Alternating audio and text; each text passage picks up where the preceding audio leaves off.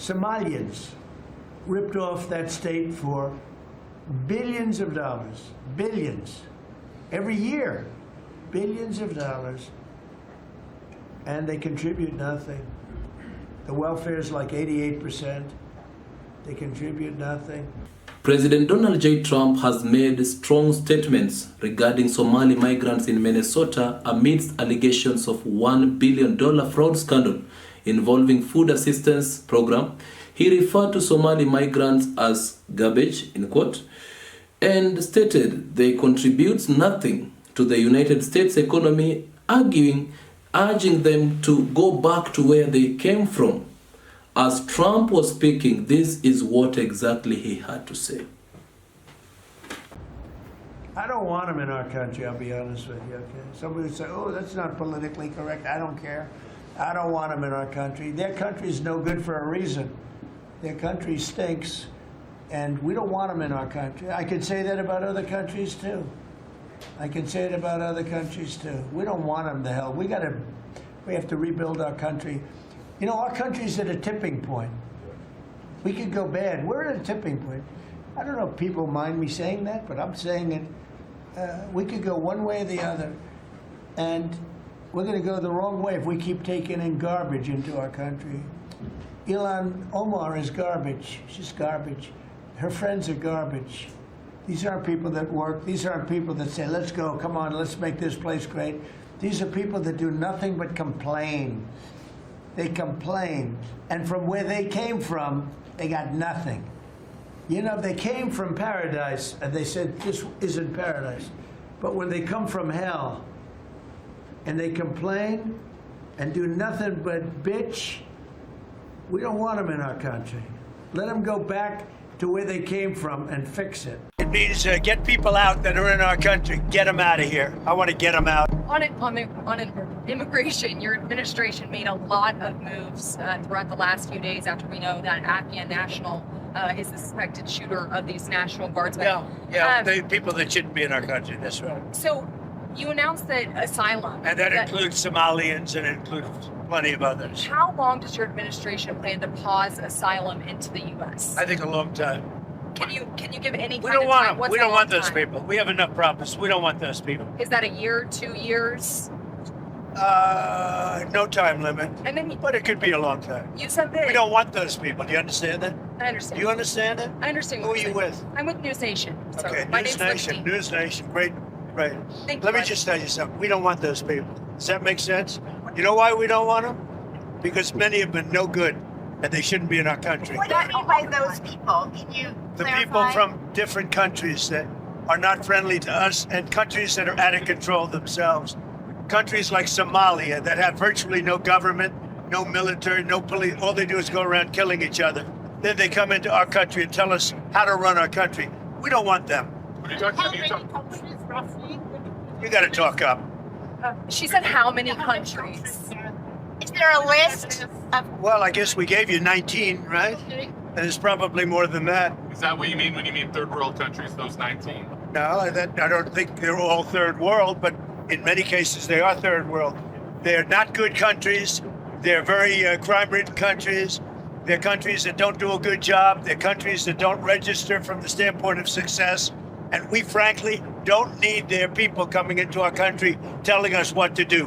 When you talk about And I'm talking about like Somalia, where you have a congressman goes around telling everybody about our Constitution, and yet she supposedly came into our country by marrying her brother. Well, if that's true, she shouldn't be a congressman, and we should throw her the hell out of her. Investigating claims that Minnesota taxpayer dollars were stolen through fraudulent nonprofits and funneled to a terrorist group in Somalia. NTD's Daniel Monahan has more on that report, including reactions from the White House and Governor Tim Walz. Treasury Secretary Scott Bessent announced the inquiry yesterday on X. He says the department is investigating allegations that Minnesotans' tax dollars may have been diverted to the terrorist organization Al-Shabaab under what he called the feckless mismanagement of the Biden administration and Governor Tim Walz. The investigation comes amid concerns over welfare fraud in the state, especially relating to Somali communities. So far, 86 people have been charged in what prosecutors describe as a rampant and widespread fraud scheme. 78 of those charged, 91%, are Somali. The Department of Justice said a Minnesota nonprofit called Feeding Our Future and its affiliates stole more than $240 million in federal funds. It says the organization recruited people to open more than 250 nutrition program sites throughout Minnesota. A nonprofit and its affiliates with these Somali migrants claim to have fed tens of thousands of American children during the pandemic. They were reimbursed for those meals by taxpayers. However, federal prosecutors found that almost all of those meals were never even delivered to hungry children. The DOJ says the locations fraudulently claimed to be serving meals to thousands of children a day within just days or weeks of being formed.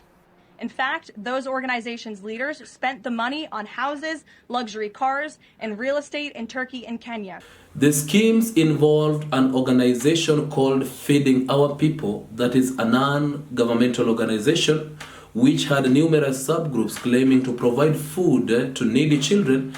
These groups allegedly submitted fraudulent claims to the state, falsely reporting feeding thousands of children on a daily basis.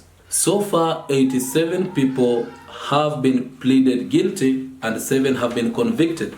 The FBI has recovered about $50 million of the stolen $250 million, highlighting the challenges in addressing the consequences of oversight failure. The case has sparked controversies all over the United States media, with some accusing the state of racism for not doing enough to prevent the fraud, and others have pointed out that the Minnesota Department of Education had loosened oversight under COVID-19 waiver, contributing to the scheme. Yeah. On Tim Walz, Mr. President, do you think he should resign over the fraud scandal in his state? And who should? Tim Walz, over the fraud scandal in his state. Look, I think the man's a grossly incompetent man. I thought that from the day I watched J.D. destroy him in the debate. I was saying, who was more incompetent, that man or my man? I had a man and he had a man. They were both incompetent, and I had a man and a woman. I thought she was very incompetent too, but now she's leading the field, and I think she's leading the field in this, for the nomination. Anyway, look, that's up to them. That's up to the Democrats. You know, the problem with them is they have really bad policy. And I'm not going to say what it is because I don't want them to change it necessarily, because I want to run against it, whether it's not going to be me, it's going to be somebody that's going to probably sitting at this table. Could be a couple of people sitting at this table. Could be a couple of people running together sitting at this table, you know, but I want them to win because we've done a great job for this country, and I want that to be carried forward. And, you know, I think we have a tremendous bench, really a tremendous bench. But, no, I think that Walz is a grossly incompetent man. There's something wrong with him, okay? There's something wrong with him. And when you look at what he's done with Somalia, which is barely a country, you know, they have no anything. They just run around killing each other. There's no structure.